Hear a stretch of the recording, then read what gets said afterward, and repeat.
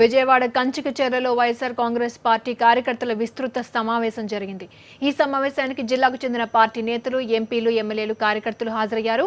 చంద్రబాబు ముఖ్యమంత్రి అయిన తర్వాత రైతులను దారుణంగా మోసం చేశారని ఆరోపించారు. రుణమాఫీ అంటూ ప్రమాణ స్వీకారం రోజున ఫైల్పై సంతకం చేసి కూడా ఇంతవరకు అమలు చేయలేదన్నారు.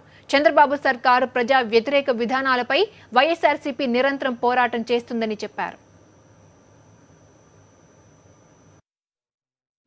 ఈసారి రైతుల కష్టాలు, పేదల కష్టాలు, బడుగు బలహీన వర్గాల ఇబ్బందులు బాగా దగ్గర నుంచి చూశాను.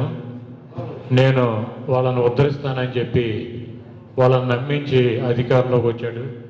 దాదాపు 2-3 సంవత్సరాలు మనం పనిచేయాల్సినటువంటి అవసరం ఉండదని మేము మొట్టమొదట భావించాం. అయితే ఇంకా ముఖ్యమంత్రిగా ప్రమాణ స్వీకారం చేసి మొట్టమొదటి సంతకం రైతు రుణమాఫీ మీద పెడతా, రెండో సంతకం డ్వాక్రా మహిళల రుణమాఫీ మీద పెడతా, మూడో సంతకం ఇంటింటికి ఉద్యోగం ఇస్తా, నాలుగో సంతకం బెల్ట్ షాపులు తీసేస్తా అని ఒక 5 సంతకాలు పెడతానని చెప్పి ముఖ్యమంత్రి అయినటువంటి 10 నిమిషాల్లోనే ఒక్క వాగ్దానం మీద కూడా సంతకం పెట్టినటువంటి, ఆయన చెప్పినటువంటి వాగ్దానాలని పూర్తిగా విస్మరించినటువంటి వ్యక్తి ప్రపంచంలో ఎవడన్నా ఉన్నాడంటే ఆయన ఒక్కడే చంద్రబాబు నాయుడు. మేమందరం ఎల్లవేళ్ళ వైఎస్ఆర్ కాంగ్రెస్ పార్టీతోనే ఉంటాం. మీ అందరి తరఫున ప్రజా సంక్షేమం కోసం పోరాడతాం.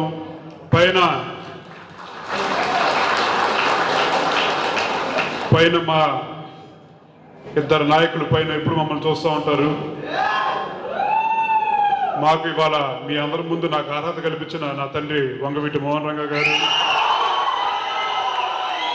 అలాగే ప్రజా సంక్షేమం కోసం ఎల్లవేళ్ళ పోరాడిన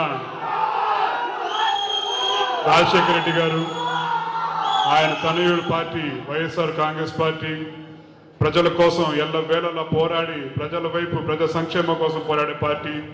తప్పకుండా రానున్న రోజుల్లో ఈ 4 సంవత్సరాల పాటు మీ అందరితో కలిసికట్టుగా మీ సంక్షేమం కోసం, మీ సమస్యల కోసం పోరాడతామని చెప్పని